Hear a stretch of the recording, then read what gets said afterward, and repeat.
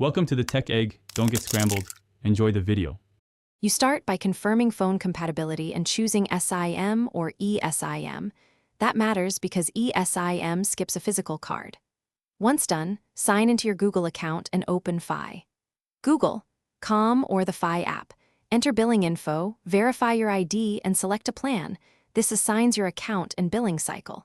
If you keep your number, request porting now and grab your current carrier's account number and PIN. Make sure you backed up contacts and photos before proceeding to avoid accidental loss. Now you activate the service. Insert the SIM or choose eSIM activation in the Google Fi app. You'll scan a QR or download a carrier profile, follow prompts and grant permissions for network access. During activation, the app verifies your plan and port request if you transferred a number.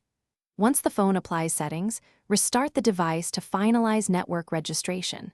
Make sure your APN and network selection autofill. If they don't, the app will prompt you to set them manually to connect to Fi's network.